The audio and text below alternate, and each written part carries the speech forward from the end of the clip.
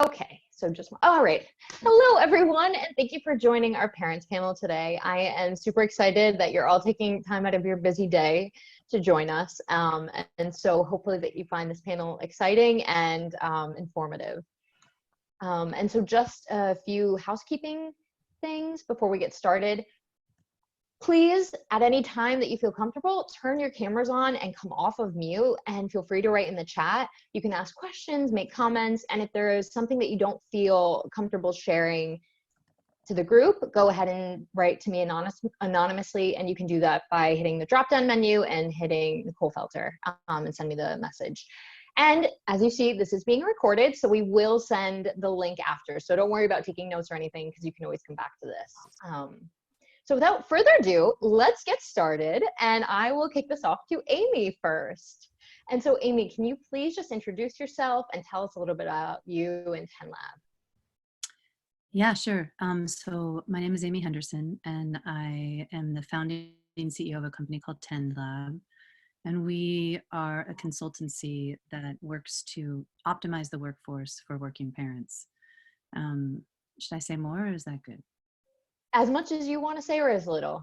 Okay. Well, one thing that I was sort of in the chaos of all of my kids, but also working to get some clarity around what I thought was important to share during this call when I was reviewing the questions you sent around, Nicole. And one of the things that I really wanted to mention was that 20 years ago, I was a Peace Corps volunteer in East Africa during what was my first pandemic. I was there during the AIDS pandemic. And then on top of that, there was a cholera outbreak, and the National Treatment Center was 100 feet from my house. And then there was a massive climate change related starvation bout. And myself and several other volunteers in my group came home with PTSD from that experience. And it's interesting how this current pandemic is really bringing a lot of that up in a way that is requiring me to resource myself with the tools I developed in healing from PTSD. And I'm just really excited to be able to talk to this community, because the only other time in my life besides coming home from the Peace Corps where I had to learn how to heal from circumstances that I couldn't control, that were overwhelming to me, was when I became a new mom. And so the idea of pairing new motherhood with this current trauma that we are all experiencing, which research indicates is going to increase, is I have a lot of compassion and empathy and thoughts around that for moms who are on the call and who are going through that. Awesome. Thank you so much for sharing that, Amy. I appreciate that. Perfect. And then Christine, if you want to share about yourself and Mompreneur and Me and what you do. Sure. So I am a writer and global marketing strategist. So I've written 2 books. One is a children's book for working moms. It's for their children, but it's Can Mommy Go to Work? And it teaches kids why moms have to work. I'm very honored that even during this crisis, women have turned to me and said, this book has helped me teach my kids that we're home together, but I still need to work. And then I have a more humorous nonfiction book for moms called Mom as Fuck, Mom AF. And that one is just delightfully fun. Mary Beth, I'm sorry, I forgot. I saw the little one in the corner. I'm sorry. I didn't say a bad word. But I also work with companies to help them have maternal friendly policies, to make sure that they're having fun and engaging events for moms through Mompreneur and Me, which is my first, it's the first free national Mommy and Me networking event. So for 1 hour, moms play with their children. Second hour, we have childcare on site, and the moms do professional development activities. I highly encourage everybody to join. It's completely free. Amy, I definitely understand how this current situation is bringing back trauma. Certainly, I haven't had PTSD, and thank you for all of the work that you've done. But I did just write a piece on LinkedIn about how it's best to just feel right now and not try to push through and try to get to a new normal, because that's exactly what I did when I got divorced. And now, as a single mom, the pandemic is reminding me of the fact that I tried to push through, and it's bringing me back to the traumatic life change that was. So I completely get it. Thank you for sharing that, Christine. Yes, and I highly encourage everyone to join that and to read these books, especially now in this time, right? It's more than ever important to try to explain to our children while we're home and working. Perfect. And then Mary Beth, you want to talk about yourself and Work Yes. 360. So clearly I'm a mom and am in the midst here. This is Caitlin. Say hi. No? Okay. Clearly in the midst of juggling two parents working. My husband is on a call that was supposed to be over a half hour ago and isn't. And so she just snuck out to join us today. But I'm the CEO of Work 360. I'm really honored to be here. So thank you to all of you, and Amy and Christine. Amy, I've known you now for at least a year and a half. And Christine, I know we've been, kind of following each other for a while. So just really honored to be with you here tonight.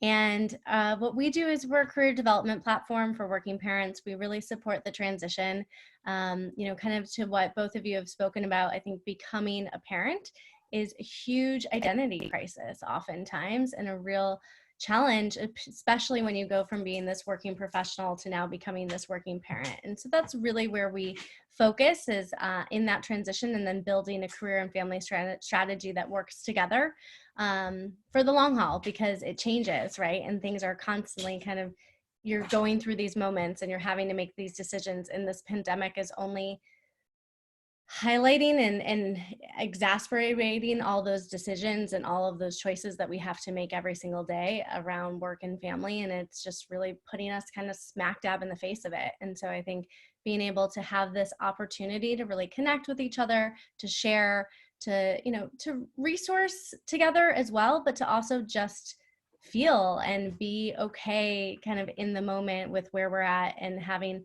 an outlet and a way to vent and connect with others who are going through it as well. So just very excited to be here, and thank you for hosting this, Nicole. Awesome. Thank you. And thank you for all of the words that you all said. I think this is really important. This is why we're here, to create that safe space for the single mom, the single dad, the working parents who have a dual career relationship. Like these are all transformations that we're all going through, and rapidly, and without planning, but that's what makes it kind of interesting now. Yeah. Perfect. And so these are some of the questions that I gathered from the questions that people asked, and tried to make them as concise and appropriate as possible. And so I really want to dive into this first one. I actually want to pass this one to you, Mary Beth. How can we alleviate the burden on moms when both parents are working from home? Yeah, I think this is such a struggle because of just the society we're in. So I live in California. Governor Newsom spoke, yes, I think it was yesterday, it might have been the day before. And he, shared how he was applauding and so appreciative of all of the moms. And while that was kind and nice, I really felt like it was an opportunity for him to have said, and hey, to all of the men who are listening and who are parents, how are you stepping up?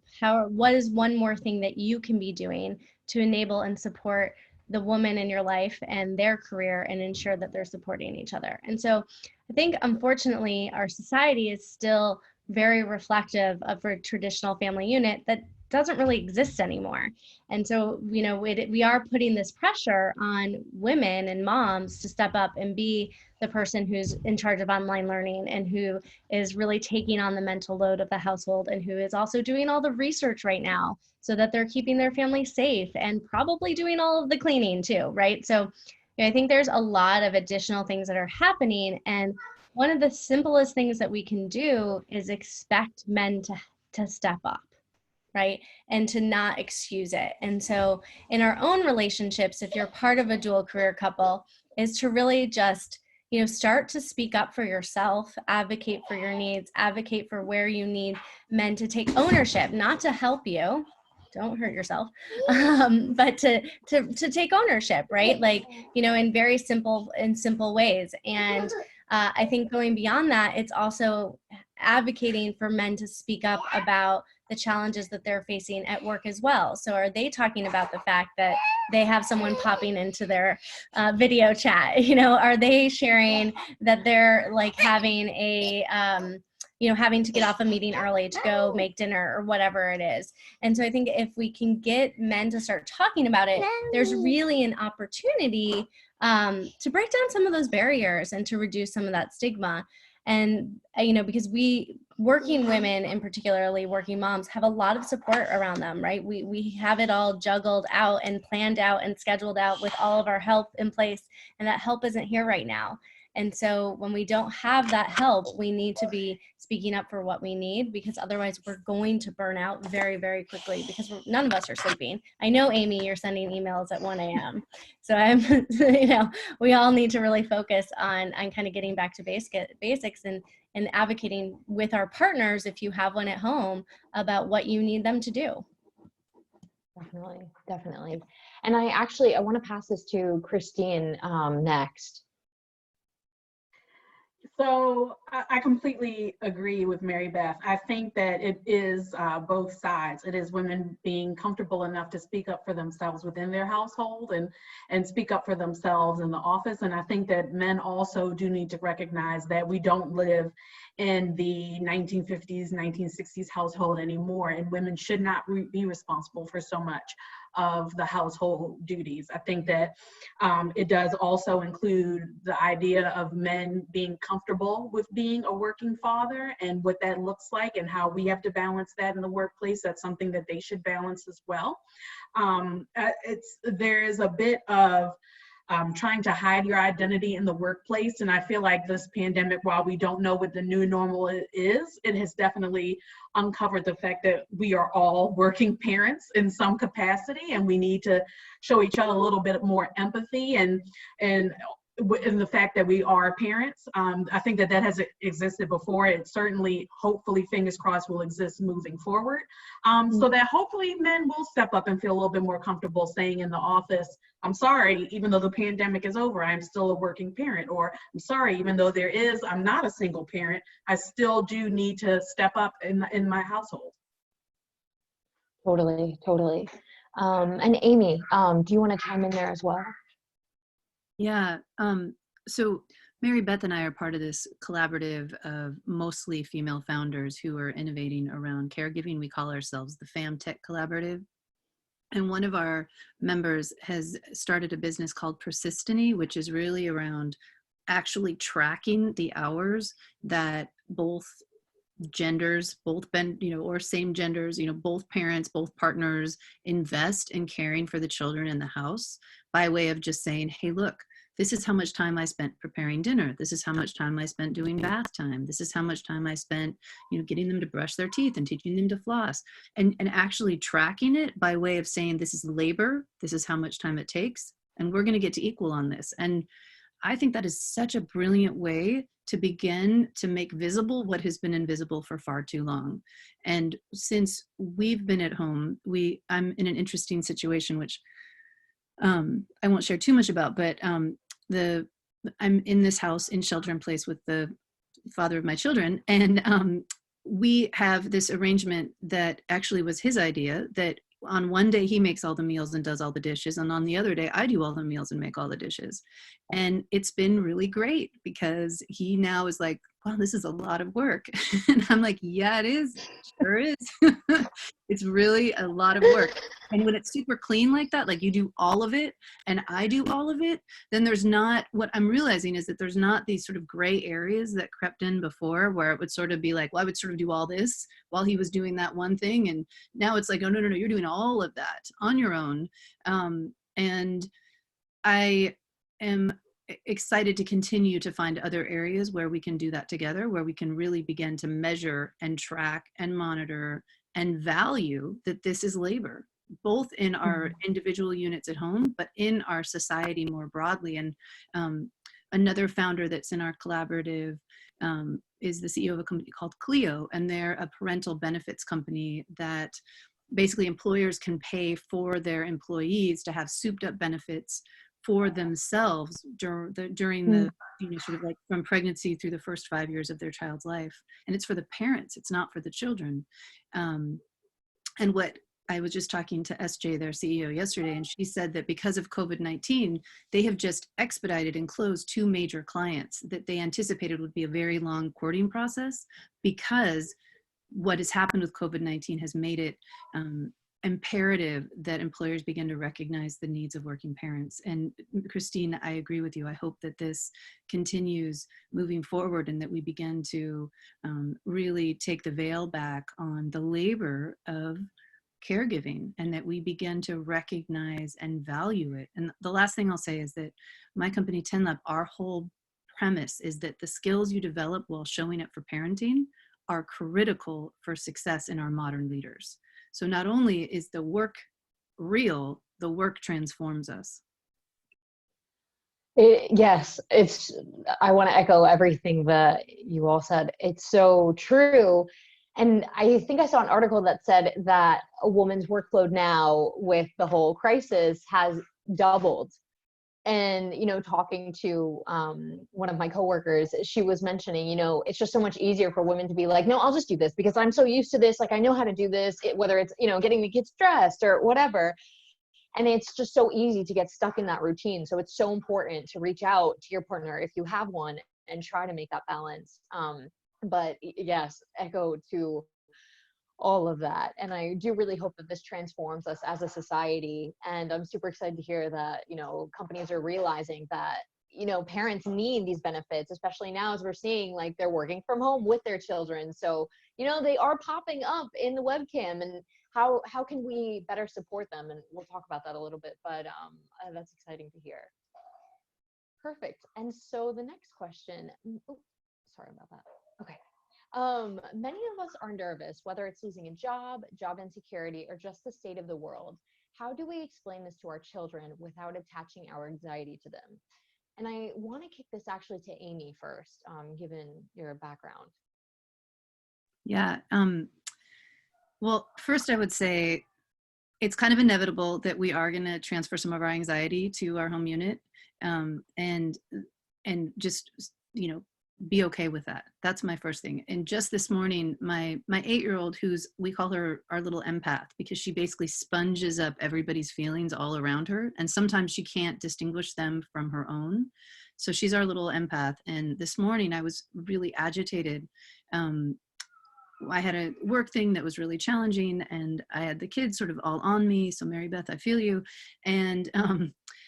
And I was really agitated. And by the time I got off the work call, I'd been trying so hard to keep them while I was trying to focus. And I was so at my wit's end that she asked me a simple question, and I just flipped on her. I just said, I can't remember exactly what it was, but whatever it was really charged. And she basically broke down in tears and went into the other room.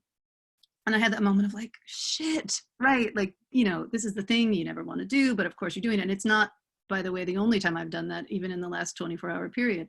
So I followed her into her room, because thankfully I had the time, and sometimes I don't, but thankfully I had the time. So I followed her into her room, and she didn't want anything to do with me. And then, I just sat there with her, and I looked outside at a tree, and I was like, I just took a deep breath myself and recognized that, I have really intense feelings right now, and that's okay. And she has really intense feelings right now, and that's okay. And I just sat there with her for a minute and was okay with it all, just letting it be okay. I loved that both Mary Beth and Christine talked about the importance of just letting your feelings happen. And so after a moment or two, she climbed into my lap and she just cried, and she was like, Mommy, and she had all these things she had to say. And I was like, yep, you're right. You're right. You're totally right. You're absolutely right. It's okay that you feel that way. It's okay that you're having a hard time. I'm sorry that I was rude to you. I don't mean that. Mommy's also having a hard time. And just being real with that was what we both needed.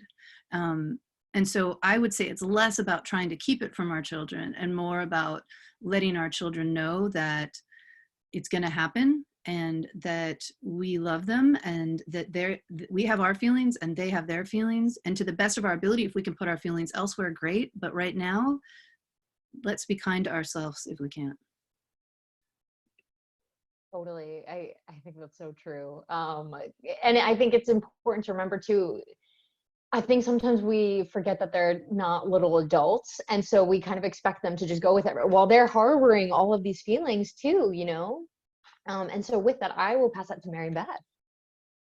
I completely echo what Amy said, and I think we're all having those moments, right? We're all having those times where we're being not the parent that we want to be. And that happens all the time, right? It's not just in this pandemic. It happens all the time because we are always juggling, you know, kind of the stress in our own lives. And, you know, I think one thing to also realize too is that whatever was going on before this happened is still going on too, right? So like, we're still challenged with other things in our lives and in our relationships and, you know, with our families that, you know, we have to kind of acknowledge that it's not just this. There's, you know, we all have our other kind of like stressors and problems too. And so I think creating some space to continue to talk about that and to be supportive of, you know, your kids and whatever they're going through as well. I think it's really interesting too with like really little kids. I have a 2-year-old. And so with my 4-year-old, I can actually have conversations with her a little bit about what's going on. She asked me the other day if she could just wear a mask and go to school. And I was like, oh, if only, because she wants that connection so much. But with my 2-year-old, you know, I think where we're seeing it is that like her sleep is now disrupted again, and she's not sleeping through the night, and she's much more clingy. And so you can see that she's taking on those feelings. And so just knowing that that is happening and finding ways to be there with her, I think kind of like what Amy was saying, kind of being with your child while they're going through those feelings. So yeah, she's having more temper tantrums and she's getting frustrated quicker. And so it's just making sure that we're kind of taking her aside and letting her calm down and doing it with her as much as possible when we have that time to do it. So, you know, knowing the age of your kids and not getting frustrated, trying not to get frustrated by, let me tell you, this morning I was very frustrated that she was up multiple times last night, but I have to remember that like, it's not about, oh, I just need to sleep train again, right? It's like, no, this is how she's processing it and making sure that she's getting that extra time with mom because now she gets to get in bed with me and cuddle for a couple hours. And so I'm just kind of trying to move through it together. Oh, yes, echoing that. And, you know, if you either don't have the luxury of being able to go out for a walk or you just don't have the luxury of having a yard, as myself, I'm in a 2-bedroom apartment, and, you know, there's a lot of built up energy, not only the negative energy that, you know, Gabriel's taking on from us, but also the energy of just not being able to go for a walk and go to the park. And so trying to manage all of those feelings. Yes. Oh man, my couch was a jungle gym this morning. It was chaos. Oh yeah. And then Christine, would you like to chime in there? Yeah, so I think what's important to recognize is that they may not be little adults, but they do have their own emotions and their own feelings, and they communicate it in their own way. And I think what my 5-year-old son is very upset about is the fact that he can't go to school and he can't really learn, and he misses that. My 8-year-old was missing just the community of being around her peers. So the best way that I thought to be able to process that was to not focus on the education part, but try and reach out to the other parents and see if the kids could FaceTime and could they play games together at the same time.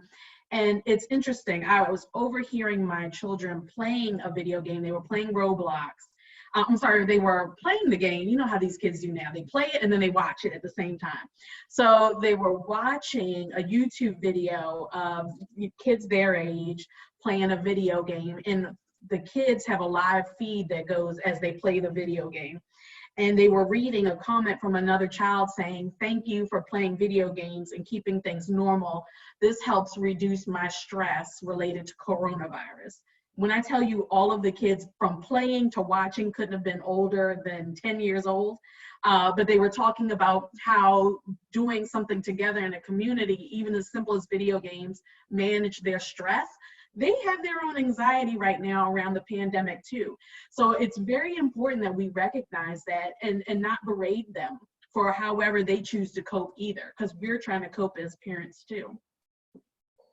Oh my gosh, yes. Okay, I'm like almost crying over here. I don't know if it's like the anxiety from everything else, but that made me very emotional. Oh, that's so sweet. Wow. Thank you for sharing that. Perfect. All right. And so what type of proactive support can companies provide for parents during this time? And Christine, I'll hand this off to you first. Sure, and I'm going to let Mary Beth get into the details about what Work 360 recommends, but I'll just keep it pretty simple in general. I think acknowledging the fact that parents do need support is pretty substantial in itself for an employer.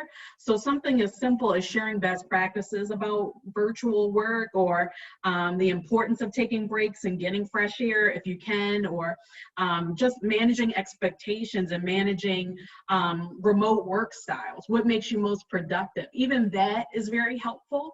Understanding that kids will come into videos if a company prefers to do video conferencing, understanding that employees need to break up the day and maybe not work consistently 8 hours straight, since we're now house managers, teachers, and mothers, and also employees. So I think that there are a variety of different methods that they can use. Specifically though, I'll hand it over to Mary Beth to dig into. Thanks, Christine. So, you know, I completely agree. I think there's a lot that can be being done right now, and Amy alluded to it a little bit with Cleo, and, you know, employers providing additional benefits. But I think the simplest thing is communication.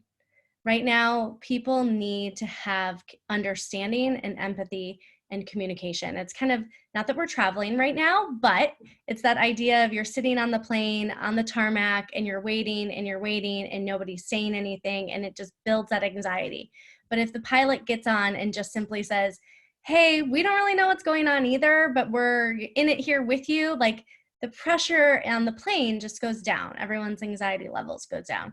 And I think right now is recognizing that what is happening for parents is different than what is happening for other people in your space. And while we're all going through this major transition, and I think we need to make sure that we're supporting all employees through that and recognizing that everyone's challenged, is knowing that parents are especially faced and confronted with all of these additional challenges. And so what we have really put together at Work 360 is just tools to help navigate those conversations.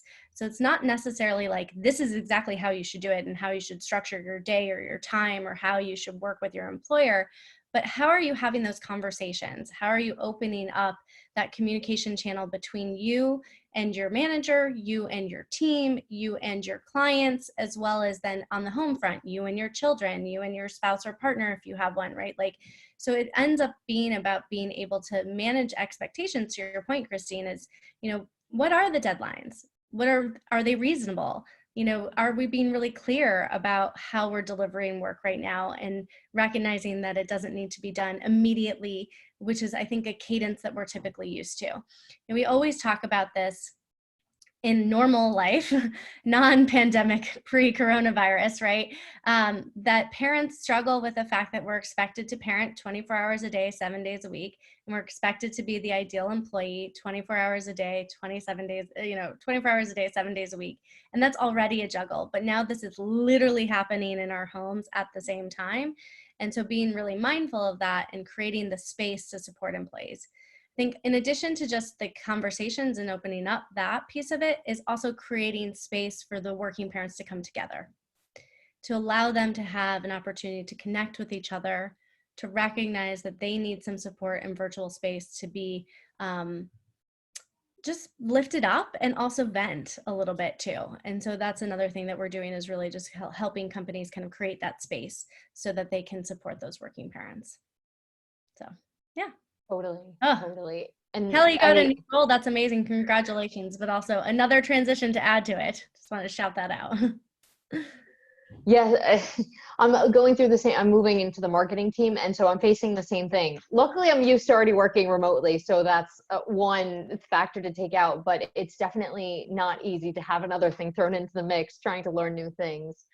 And I wanted to echo a little bit of what Mary Beth said. You know, at PowerToFly, our managers and founders have stressed over communicating. So, you know, if you are facing these deadlines, you know, what I've tried doing is telling my boss, hey, look, I'm not going to be able to be online all day. So if you need something done, please tell me when, and please tell me what you need to have done with enough time so I have the time to do it. And then, you know, just making sure that you're communicating with the right person, that you are having issues with childcare, as we all are, and how to manage that. So thank you so much, Mary Beth. Yeah. And then Amy, did you want to chime in here? Yeah, this is a fun question. So Mary Beth and I paired up with another woman in the space, Lori Mahalik Levin, who has her own business called Mindful Return. And the three of us sat down and said, okay, what are some best practices that we would recommend for employers working with working parents during COVID-19? And I was really excited to partner with Mary Beth because of her work with 360, and also with Lori because she has this incredible program that she started 5 years ago that she's working with over 50 companies, and I think something like 5,000 parents now on the return to work after parental leave process. And her whole thing is around empowering the parent returning to work to create their own action plan that they engage with their employer to sort of create and sort of lead. And so when the three of us, Mary Beth, Lori, and I came together, I was really excited about approaching Lori to say, hey, how can we think about this COVID-19 time in a way that the parent can drive, that the working parent can start that conversation in a way that really empowers them to find their way through this time, using the same model that Lori had designed in helping people come back from parental leave.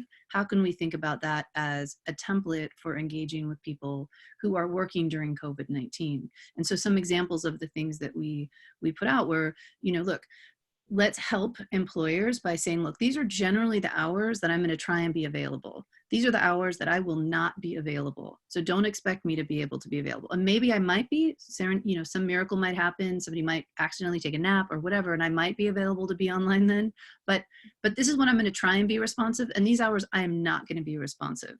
But I will, do X, Y, and Z so that you can count on me here.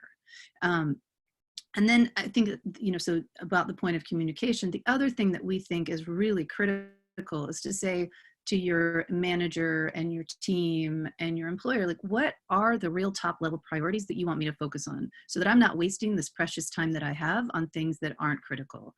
And I actually think that this can be, much like coming back from leave, this can be an opportunity for us as parents to get really clear about what it is we most care about and where our skills are the greatest in our work.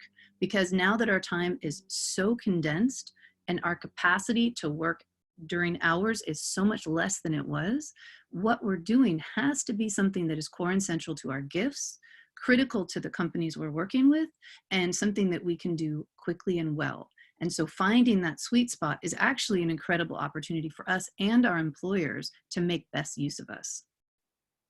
Oh my gosh, I loved that ending. I think that was super positive, and what a great way to look at it is this is an opportunity. And so Kelly, this is like awesome for you because maybe your employer sees you in a better place for making this transition. So, that's a really awesome way to look at it. Thank you so much, Amy. Perfect. So let's go to the next question. And I love all the comments that we're getting in the chat. Somebody had mentioned that they let their employer know that they're alone working remotely with 3 kids as they have no help as a single mom, and said they are so supportive, fortunately. So that is fantastic. And then Nikki said that as an older employee, she's reached out to her team members who are parents to offer any help she can, which is, we have to lean on our counterparts that don't have children and don't have these responsibilities and see where they can lend us a hand in this meantime. Perfect. And so what a great segue. How can we manage the expectations of our teammates and leaders without children? And how about Mary Beth? Would you like to take this one first? Sure, I'll run with it to begin with and kick it off. But I think that it is a struggle, right? Because I've heard from a lot of the parents that we work with closely that they're really feeling very challenged because team members who don't have children are actually leaning into work a lot more as a way to get through this kind of time. And because they are home, they're just kind of being hyper productive, working really long hours. But I think we also need to recognize that can't last either, right? That is going to also lead to some burnout for those employees. And so making sure that we're kind of protecting time for everyone. I really look at managers. There's an organization we work with that I think does this really well, where they, kind of have huddles. This is usually done on a quarterly basis. They're now doing it weekly, where it's simply, okay, what does everybody have on tap for the week? Like, who needs more time, who needs less time, who kind of has something additional on their plate that maybe wasn't in place the week before, and how do we kind of stagger and structure our teams to make sure that we're supporting the overall goals, but then also understand that everyone needs a break. And so for their team, they do have to kind of be on late in the evenings, like just be responsive. And so they're trying to also stagger that so that it's not just on the team members that don't have children to just take it, so that they're getting a break too, right? So that they can decompress and do something else. And so I think we have to recognize that those without children or elderly parents or any sort of caregiving responsibility, they still need to separate themselves from work. And right now I think a lot of those people are just kind of overextending on work. And so kind of looking at it as a holistic opportunity, and as a manager, if you are a manager, to just make sure that you're kind of thinking about the needs of the whole team. And I think for those of us who do have children, is finding gentle ways to remind them, of what is going on. To Amy's point of kind of the work that we put together with Lori, it really is about kind of making sure that you have that communication in place. Lori had this great idea of just including like an out of office, right? So, when I'm not available, you're going to know that, and then at least that I'm going to be responsive in a little bit of time, or when I'm going to be back online. I also believe that we need to make sure we have communication channels for those times when we are offline. So like if there's really a fire drill, text me, call me, right? Like people have a way to get a hold of me, and then I can figure out if I can navigate through that with my current situation. And for me, that means putting Frozen 2 on for the 77th time. We find our ways. But I think, Amy and Christine probably have some things to add here. So I'll turn it over to them. Perfect. And Christine, do you want to take this? Sure. So normally I would say prepare a list of data and facts and insights to support you working in the office, that you typically work longer hours, you're more productive than employees without children. This is a crisis that we're going through, so this is not the time to state those stats. And I agree with everything that Mary Beth said, but to a certain extent, empathy is not a skill that a lot of people have in the workplace, especially for working parents. It's just tried and true that until a woman is a mother, she doesn't understand all the challenges that working mothers face. And it kind of hits them all at once. So this is not the time, I think, to stand up on your soapbox and try and advocate for yourself. However, I do think a lot of the recommendations that Mary Beth made could work right now in the short term for sure. Those employees who don't have children, who don't have other obligations, they will experience burnout. I mean, that is exactly what happens from going too fast, too hard, too fast. So I wouldn't try to match their energy by any means. But as long as you feel like you are meeting your deadlines and being productive, I think that that's how you can manage expectations. This is the hours that I'm going to work. This is the project. This is the deadline. And as long as you adhere to that, I think you're managing the expectation that you're going to deliver. Definitely. And Amy, do you want to chime in there? Yeah, Christine, I think that's great. That you manage the expectations of your team. I think that's really important. One thing that I would add here is that we all sort of know it, but there's really significant research that shows that motherhood is the greatest trigger for workplace discrimination. That if you are a working mom, you are going to face the greatest bias, whether it's conscious or unconscious, that anyone will experience in the workplace. And unfortunately, this is particularly true for mothers of color. And so knowing that, I think during this time, unfortunately, what I have seen with a lot of working moms is that this traditionally happens, but I've seen it happen even more now, internalizing the expectation that they will underperform because they are mothers, especially now that we are tasked with being mothers 24/7, and that we don't have the backup support that we traditionally would. And so I would say that the most important thing that we as working moms can own is the deep awareness, and happy to I've published a lot about this, going to publish a bunch more about this, have very strong research, neuroscience, and hundreds of interviews around the positive transformation that occurs with motherhood if we have the support that we need, and how career critical this transformation can be in terms of the development of the skills we acquire. And so the one thing that I would say is, as a working mom who is now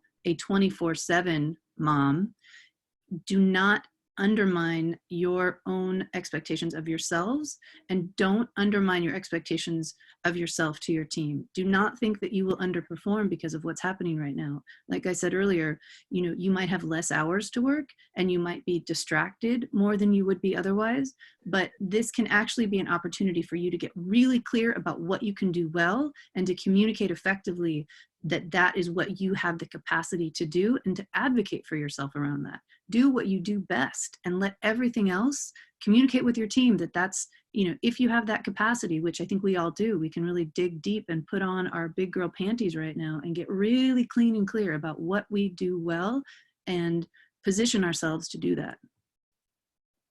Definitely. And Silvana is commenting here. Yes, Amy, the bias of working mothers, it's so present. And I feel very blessed because working at PowerToFly, I think it's like 95% women. So I'm super, super grateful in that aspect. My heart goes out to all of you in regards to that, especially in this really, really rough time. Perfect. So let's go to the next question. And I like this question a lot. So what are some self-care recommendations to encourage personal resilience? And, I would like if we could talk about why mental and emotional resilience matters. And so I would really like to kick this to Amy first. Yeah, this was my favorite question when you sent the pre-questions around. I was reading something last night that helped me sort of wrap my head around this in a very coherent way.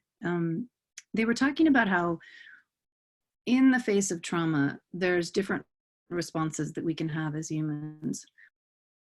One of them is that we can degrade in our capacity and we can sort of fall off in our functioning.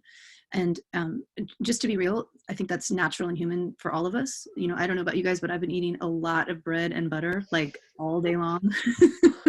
Right. And I won't talk about the other vices I'm getting into. That's the one I'm public about. But all the sort of degradation of my, that's happening. And so just sort of recognizing and watching it happen, like, wow, this is, Oreos are great too. Like this is happening right now. And, my jeans may not fit after this is over, just letting that be okay is part of the journey.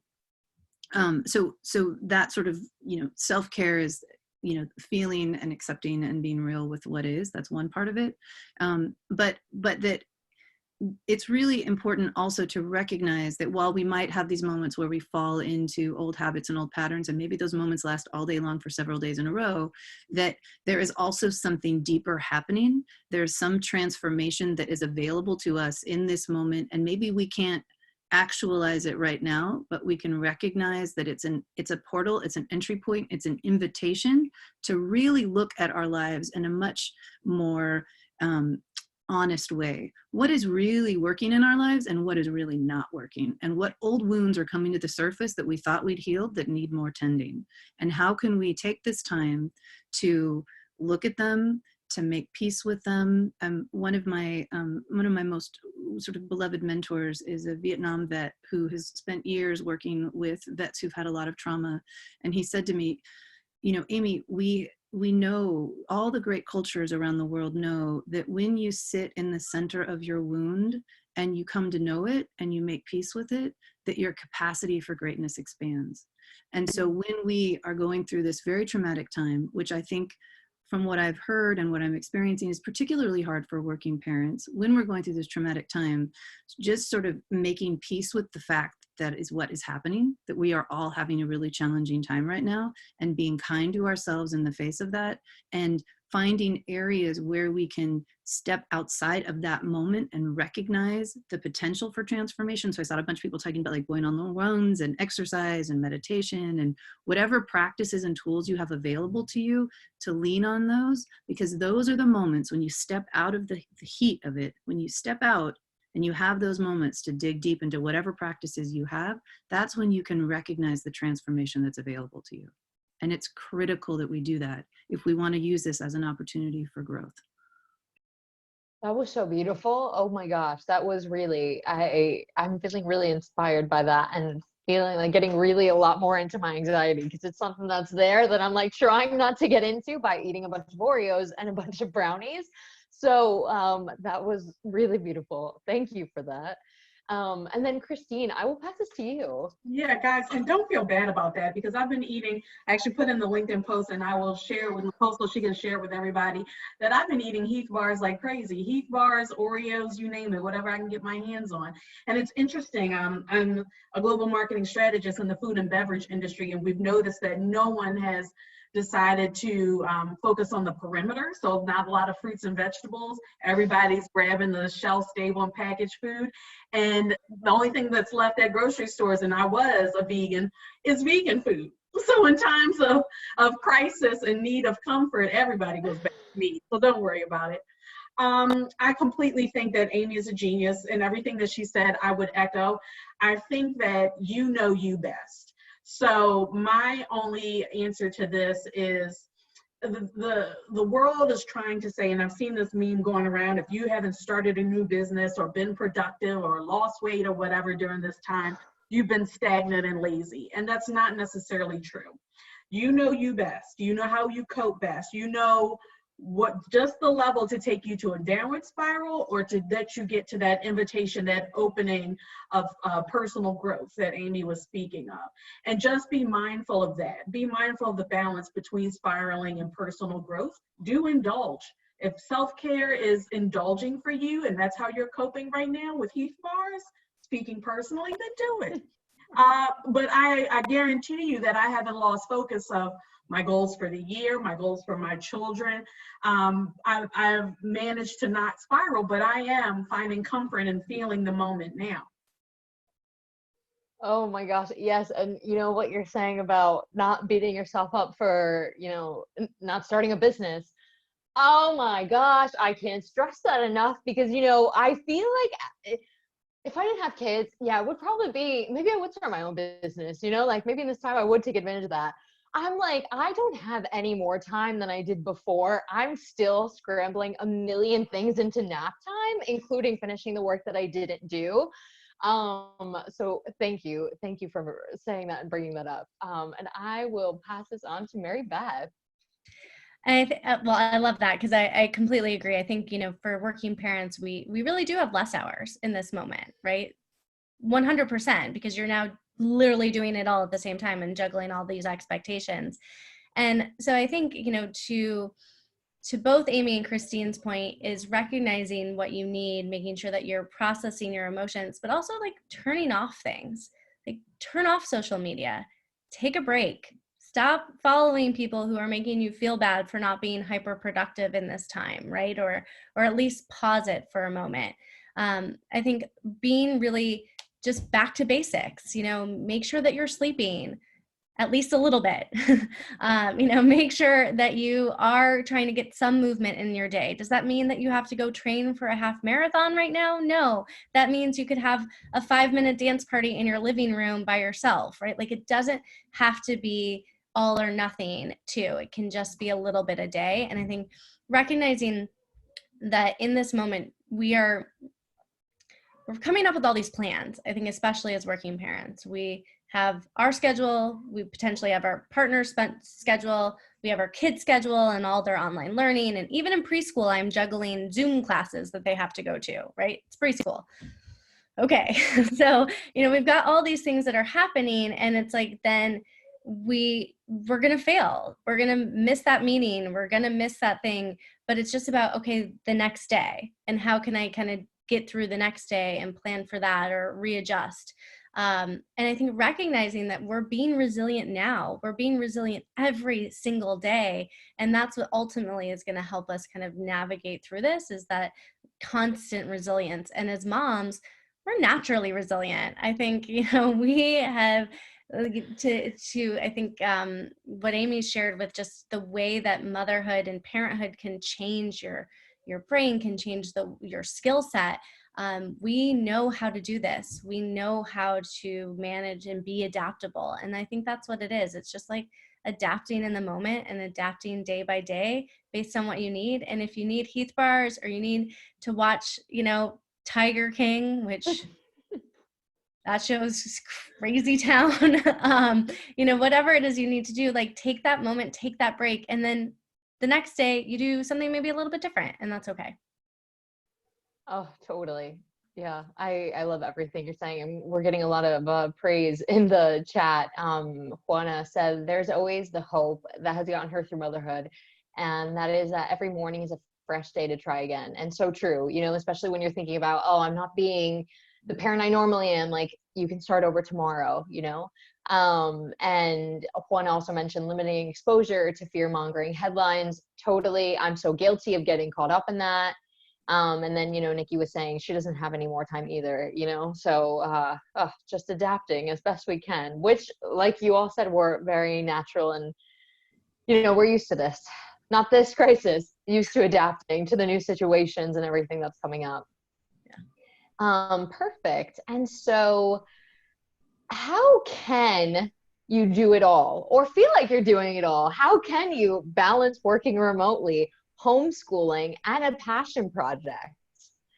And Amy, would you like to take this one? Sure. So my first gut when I read this question was, you can't. And I still don't think that we can do it all. But I think we can do some things really, really well. And the things that we can do really, really well are we can be real about what's happening right now. We can be real about the fact that this is changing us. This is changing our community. This is changing our world in ways that we don't yet know, that we are in this period of unbelievable uncertainty, unlike anything we've ever experienced as a global world before. So we can recognize that there is this period of intense transformation, and we can give ourselves a lot of compassion, and we can give ourselves a lot of space to experience that, or as much as we can possibly get. And then we can, in the midst of that, use this, like I was thinking sort of before this call, I kept thinking about fields and how they have periods of, if you want to maintain the health and well-being of the soil, you have to let it have a fallow time. It has to have time where it's not being planted or harvested, where you're not expecting anything to come out of it, where it can just lay fallow. And in many ways, even though we are working 2 jobs right now as working moms, in many ways, this is also a fallow time for us, because the way that we have operated is no longer the way we're operating. And so in those moments where we can recognize that something else is happening right now, that there is a downtime, there is a period of uncertainty, of the soil. We're not sure what's in it. We're not sure what's growing in it. We're not sure what we're going to plant in it, of sort of being in that unknown that is really critical to our evolution as individuals and as a global community. We need this time of reckoning to get real with ourselves and each other. And so I don't think we can do it all, but I think we can do a few things really, really, really well. And the thing that I'm trying to lean into, and that I'm encouraging everybody I know and love to lean into, is that quest into ourselves right now. We can't do it all, but we can do what's right now and be real about that. Oh, so yes, 100%. And Juana actually said, yes, cyclical living. It's a part of the natural design of most things around us if you look around. Same with our cycles as women, which is very true. Thank you, Juana. And Amy, I just want to say you have such a soothing voice. Listening to you, I don't know, and you keep mentioning such beautiful things. Like, you are just putting me at a peace. Oh my gosh. I hate going after her because she's so calm and I'm so loud and black. No, but it's such a good balance. I love it. Really, you are so calming. I love it. And actually, Christine, I'm going to pass this to you. Yeah, and see, I'm about to be loud and black and say, no, you can't. And I always say that the only way you can go and you can have it all is to go to the store and buy a bottle of all detergent. But shit, you can't do that now either. So really, that just goes to show you can't have it all. This list, the balancing working remotely, homeschooling, and the passion project, I honestly don't think any of that matters. And in the short term, yes, that seems like that's the goal, but what to me this ultimately is a test of our relationships and our dynamics with the people in our community, with our children, with our friends, the relationships that we have outside of work with our coworkers. I think ultimately the children will not remember that. You won't even probably remember what project you were working on 2 years from now when this happened. The kids won't remember what they were learning in school for sure. And your passion project might fail. We're about to be in the middle of a recession, but at the end of the day, what's truly important is the connections and the relationships. The kids will remember how you reacted to this pandemic and how you treated them in the pandemic. And that's what I'm focused on. I'm not saying I'm trying to be the cool mom, not trying to be the fun mom, but I am trying to take the moments where I do have a moment of snapping or a moment of my anxiety getting heightened like Amy, to sit and say, no, I'm not going to walk away from this. We're going to talk about it, or we're going to just sit and be in it, so that you understand that mommy is able and capable to do that. I don't brush things under the rug. I don't hide in fear. So those are the things that I am trying to instill right now. I'm not worried about anything on that list. Thank you for that insight and that really, really important reminder. And I want to pass it to Mary Beth now. So Kate, I have to call you out on the quote from Frozen. Do the next right thing. So literally this has been my mantra for, like I said, we've watched Frozen 2 a lot in this household. So I have been channeling Anna on a regular basis, and I'm constantly singing the song in my head. And I think, before Frozen 2 was part of my life, I had always said to myself, my kind of ongoing mantra has always been, okay, what can I do today with what I know now based on what's going on to get to where I need to be? And I think that's the part that is important to me right now, is based on what I know now, because it's changing, right? Our knowledge of the situation and what's happening is changing. And so we can only make the best decisions based on where we're at the moment. And so kind of being present with that and not really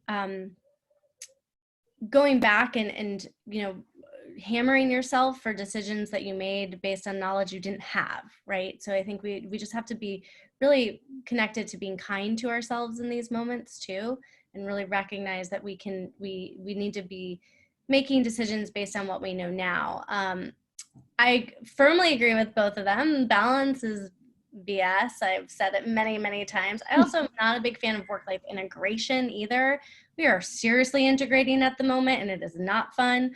I am a much bigger fan of boundaries. I think that is actually the only thing that we can kind of focus on, is like, what are the boundaries that we're setting for ourselves and for our family right now, and with work and with homeschooling and all of that, and recognizing, again, like that we have that resilience to just do something different tomorrow if we need to, or to do the same thing again, or to kind of make it work based on what's working for you today. So I do believe, though, in kind of that moment, but also like it is okay to plan a little bit, right? And to kind of think, all right, I feel some relief sometimes when I go through okay, well, what if this happened? What are the things that I could pull from? What are the scenarios, if it all went crazy, like, would I have my parents move in with us? Would I go move in with my parents, right? Like, I'm sure they'd be thrilled with that. But for me, like, actually going down some of that path of like a little bit of what if gives me some balance, knowing that like we do have some options. And so what are those options kind of laid out for us that we can pull on? So when that does become our today, I know how to deal with it, and it doesn't feel like such a surprise.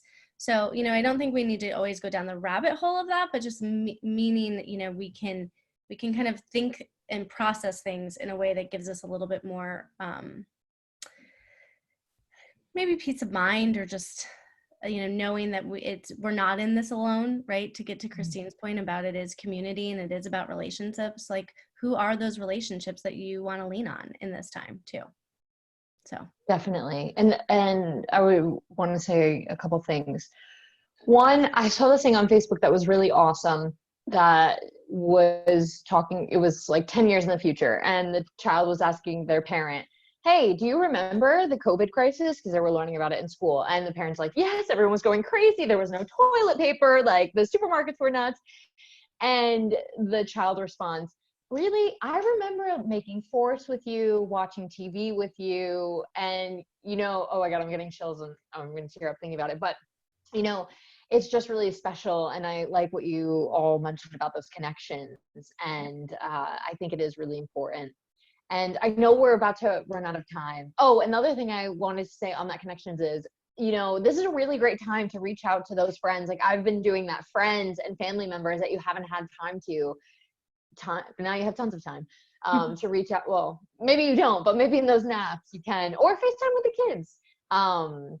So I know we're coming on the end, but I actually wanted to do something a little bit different because this is a really scary time that we're living in. I was hoping that, if you want to come off of mute, if everyone could just say something that they're grateful for or type it in the chat. And I will start, and I will say that I'm really grateful for those connections and being able to connect with people that I haven't talked to in a while, and make those relationships stronger. And so Mary Beth, since you're not on mute, I will pass it over to you. Sure.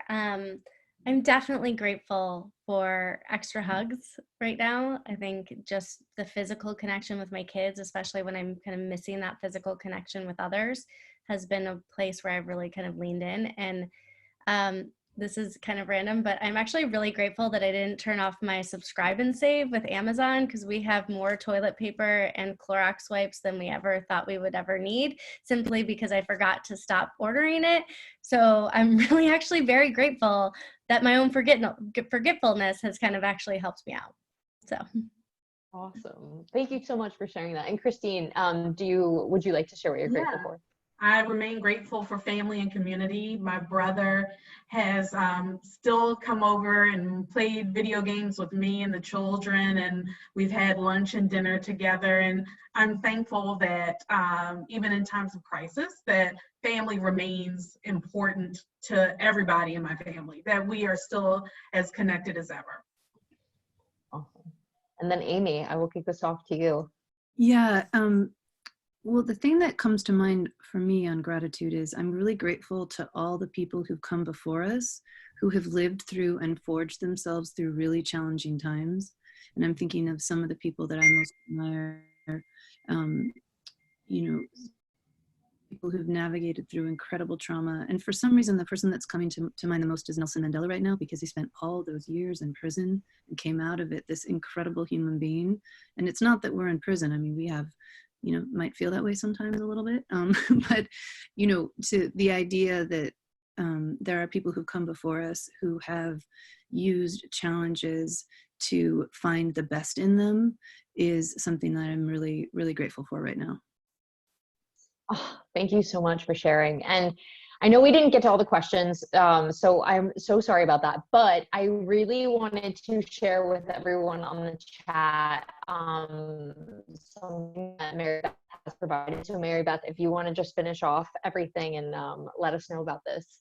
Yeah, sure. So we just created a quick course, especially if you are planning for leave, returning to work, or, just work from home with kids, just some kind of about hi, yay, Christine. I like kids on the video. It always makes me happy.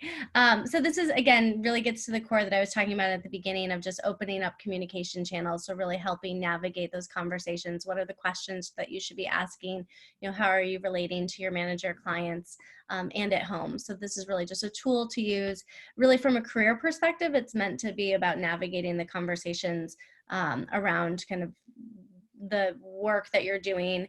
And then for all of our courses, we're giving 25% off. So if you're interested in any of that, that's available to you forever. So PowerToFly 25. And then the course around COVID is free for everyone.